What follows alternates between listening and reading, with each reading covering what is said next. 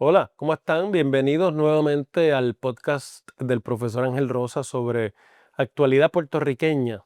Y antes de comenzar con el tema de hoy, bueno, pues excusarme y aclararle a tantos de ustedes que me han escrito por todos lados si había dejado de hacer el podcast, si ya no regresaba. Bueno, créanme que hacer el podcast es bastante sacrificado y complicado para mí, que realmente no vivo de ello ni lo tengo como una actividad comercial, pero todavía no estoy en las de quitarme. Lo que pasa es que me afectó el micoplasma y tuve que parar de laborar toda la semana. No pude hacer casi nada de lo demás que hago. La única cosa que hacía con mucho esfuerzo desde mi casa era el programa de radio y nada más. No pude dar clases en la universidad, no pude hacer el podcast, no pude ir a Telemundo a hacer el segmento, porque además el micoplasma es muy contagioso y uno no quiere convertirse en un foco de infección para la gente que rodea a uno en el trabajo. Bueno, pero ya estamos aquí y aunque todavía un poco congestionado, con los buenos deseos de tantos de ustedes, pues espero seguir mejorando y compartir esta semana unos cuantos más de estos episodios. Hoy le quiero dedicar el episodio a un tema que no está en boga, que no es la reforma contributiva, que no es el tema de Minneapolis, que está muy peliagudo y que ya tendremos que dedicarle un episodio a lo que está pasando en la ciudad de Minneapolis con la toma, el sitio de esa ciudad por los agentes de ICE y las dos muertes que ya han ocurrido allí. Es algo espeluznante, pero le vamos a dedicar más adelante un buen episodio a ese tema. Voy a hablarles hoy del nepotismo. Hay un artículo en el periódico El Nuevo Día del lunes en el que se da cuenta de la continuidad del nepotismo en la Asamblea Legislativa. Nepotismo es la contratación de familiares y el nombramiento de familiares en posiciones de trabajo o de mando por las personas que pueden y que tienen poder. Y ha sido un mal de la política puertorriqueña de mucho tiempo y no se puede extinguir, porque en este país nuestro, el que hizo la ley hace también la trampa. Las leyes de ética gubernamental y de administración del servicio público prohíben el nepotismo. Está prohibido por ley y es un delito. Usted no puede nombrar a un familiar suyo hasta el tercer grado de consanguinidad en puestos en el que usted esté directamente como supervisor o supervisora de ese familiar, porque eso pues va contra las mejores prácticas administrativas y de supervisión, y también contra las mejores prácticas de cómo reclutar el mejor talento. Con contadas excepciones, que tendrían que ser realmente excepciones, se pueden solicitar eh, dispensas porque, bueno, hay personas que por su capacidad y por su excepcional preparación podrían quizás justificar que se contraten a pesar de estar eh, familiarmente vinculadas al ejecutivo o al jefe de la agencia o del municipio de turno.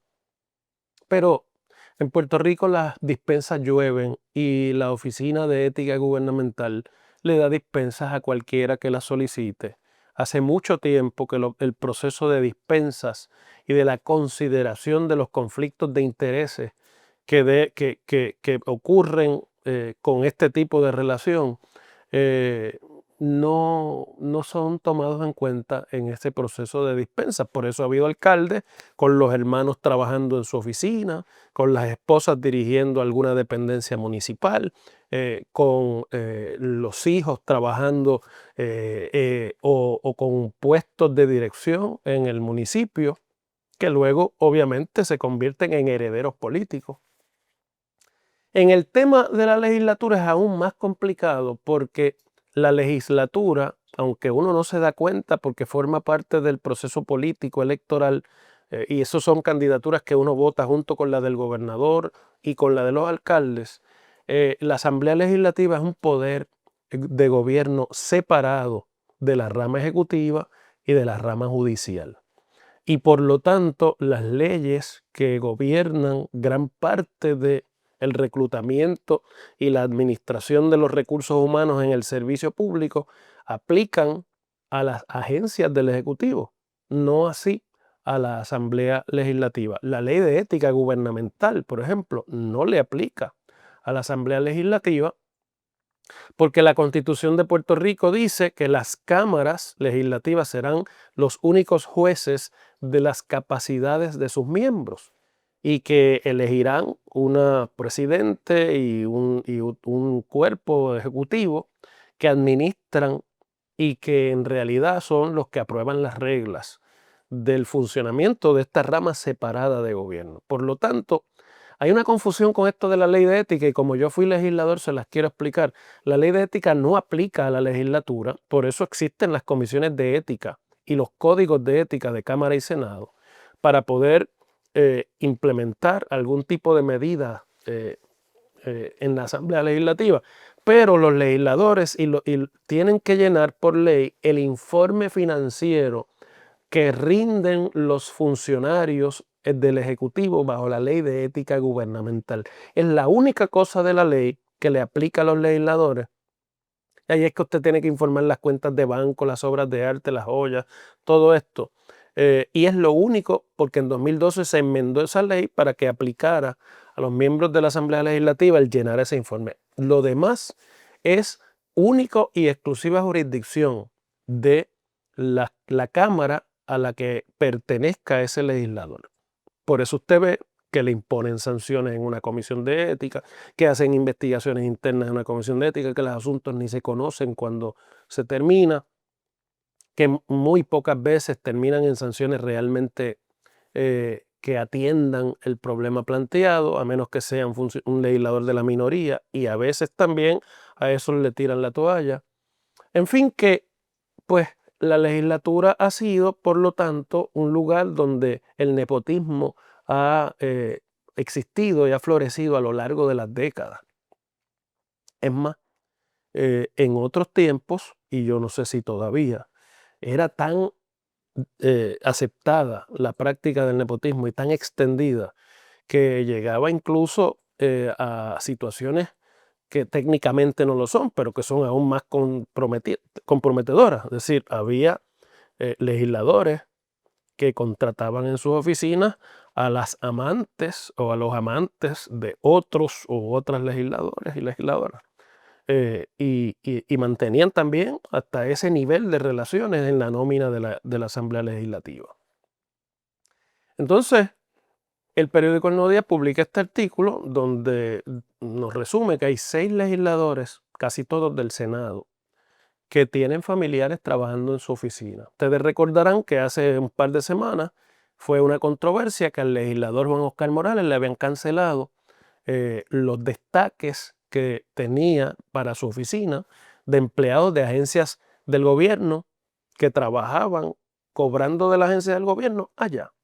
Y cobran a base casi todos los destaques también de un diferencial que les aumenta inclusive la escala salarial cuando llegan a la legislatura, porque entonces le dan esa compensación adicional. Bueno, uno de esos destaques era su esposa, que estaba, y hace muchos años que está, destacada en la Asamblea Legislativa en diferentes funciones, en esta ocasión en la superintendencia de la policía, en la superintendencia del Capitolio, que administra este cuatrienio, el Senado.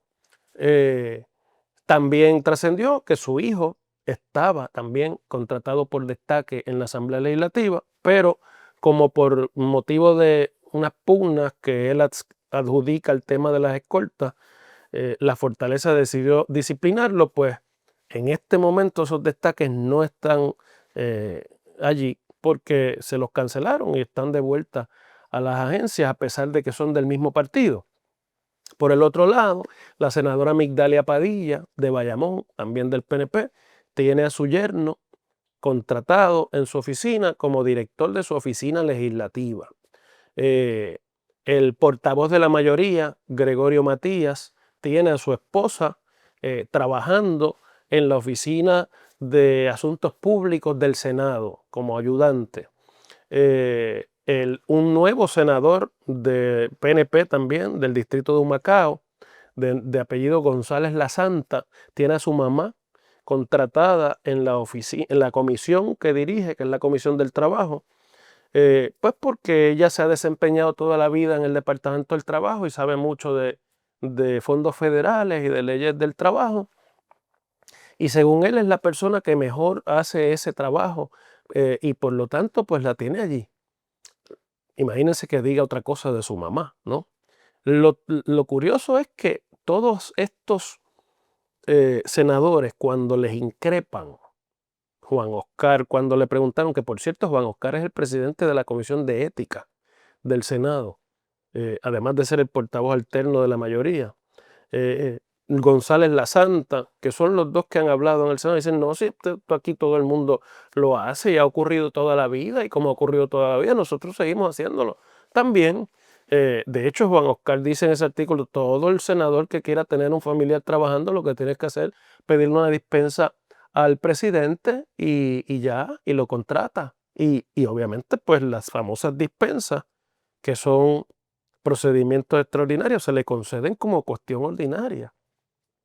Inclusive hay dos legisladores del Partido Popular en el Senado que tienen la misma circunstancia. El expresidente José Luis Dalmau, hace muchos años, desde que llegó prácticamente a la legislatura, hará cosa de 25 años, tiene a su hermana Diana contratada en su oficina como directora administrativa de la oficina y le ha acompañado en todas las posiciones que ha ocupado en el Senado, desde portavoz hasta la presidencia. Y el nuevo senador por acumulación, el exalcalde de Comerío, José Santiago, a quien Tomás Rivera Chats, a pesar de que está en minoría, le dio a presidir la Comisión de Asuntos Municipales, tiene a su hijo, Juan José, que fue legislador el cuatrienio pasado, pero perdió, como director de la Comisión de Asuntos Municipales que él preside. Por eso ustedes verán que a veces se hace muy difícil que estos legisladores del Partido Popular hagan oposición al PNP. Casi nunca ustedes los oyen hacerle oposición a Tomás Rivera Chats. Lo pueden hacer a Jennifer González, lo pueden hacer a algún otro líder, pero a Tomás Rivera Chats no, porque obviamente tienen esos dedos amarrados y uno no es tan ingenuo como para pensar que esas cosas no amarran, no se cobran en el fragor político. Y entonces, en la Cámara de Representantes, una legisladora de Bayamón, Yashira Lebrón, tiene también a una prima lejana en su oficina, pero dice que la dispensa no hace falta porque la prima es tan lejana que está fuera del tercer grado de consanguinidad y por lo tanto no viola las disposiciones antinepotismo del reglamento de la Cámara de Representantes. Todo esto ocurre porque no hay consecuencia alguna y porque el electorado puertorriqueño ha tolerado esa práctica a lo largo de muchas décadas. Repito, estos son los legisladores que ahora se señalan como que están en ese tipo de relación de trabajo este cuatrienio, que es a todas luces nepotismo. Es una manera de normalizar el nepotismo. Pero como ha sido tan tolerada por los electores y a ningún legislador le ha costado el escaño, el nepotismo, los legisladores asumen eso como un asunto menor que ellos pueden hacer, igual que los viajes. Tampoco le han costado a nadie esos viajes a vacaciones pagas. Y por lo tanto, como no les cuesta políticamente, lo siguen haciendo y lo justifican como un asunto normal. El presidente del Partido Popular, Pablo José Hernández, aprovechando que ya está en el segundo año de su cuatrenio como comisionado residente y este es el momento en que ya en el Partido Popular y en Puerto Rico se quiere saber de qué se trata la candidatura virtualmente ya segura que tiene Pablo José a la gobernación en el próximo cuatrenio y se quiere proyectar como una alternativa a lo que hay. Publica en sus redes sociales diciendo que el Partido Popular, como parte de lo que él llama su refundación, tiene que eliminar y va a eliminar los destaques de familiares en la Asamblea Legislativa. Habría que eliminarlos, o las dispensas de familiares en la Asamblea Legislativa, habría que eliminarlos también en los municipios y allí donde lo hay también en agencias del gobierno, donde todos sabemos que aunque más vigilado por la ley, también ocurren porque hay dispensas allí también. Esta es la publicación que puso Pablo José en sus redes, una foto de Luis Muñoz Marín con un jíbaro o con un funcionario del Partido Popular, un funcionario electoral en alguna elección celebrada, como parte de evocar la nostalgia de aquellos tiempos que los populares y muchos puertorriqueños todavía atesoran como tiempos dorados de la política puertorriqueña. Pero dice en su publicación que el Partido Popular hará formar parte del programa de gobierno su voluntad de, si gana las elecciones en 2028, nuevamente reforzar las leyes antinepotismo, que la primera se aprobó en 1941, cuando el presidente del Senado fue Luis Muñoz Marín, precisamente, y el Partido Popular se acababa de fundar un par de años antes. Yo, sin embargo, le recomendaría algo al presidente del Partido Popular para que no tengamos que esperar a que gane las elecciones y salga gobernador, y por si acaso, para que pueda demostrar el movimiento de que el Partido Popular de verdad ha cambiado y de que el Partido Popular de verdad condena esa práctica malsana de administración. Yo le recomendaría que el Partido Popular, como parte del proceso de certificación de sus candidaturas para el 2028, le exija a los candidatos a puestos electivos que ocupen puestos en el gobierno, ya sea alcaldes o legisladores, que no tengan familiares trabajando para ellos en su oficina o en alguna oficina adscrita a sus dependencias, porque es lo mismo si están en el Senado, aunque no esté en su oficina. Y que el que no se pueda apañar a esa nueva disposición reglamentaria, sencillamente no sea candidata o no sea candidato, sencillamente no venga al servicio público o no vaya al Partido Popular, porque el Partido Popular pues no quiere ser igual que el PNP. Si pone eso y logra bloquear de la papeleta a los practicantes del nepotismo, Pablo José no va a tener que ganar las elecciones para demostrar que el Partido Popular ha cambiado y lo puede hacer mejor.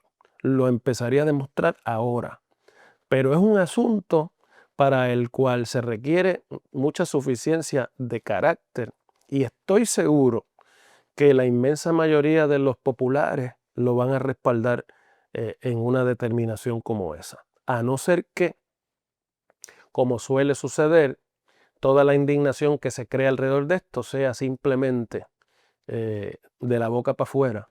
Y en realidad, bueno, los electores lo toleran porque si fueran los electores los que estuvieran allí, también lo practicarían. Pero yo no quisiera pensar eso. Yo quiero pensar que la mayor parte de los electores son gente que conoce cuáles son los puntos cardinales de la sana administración pública. Seguimos mañana.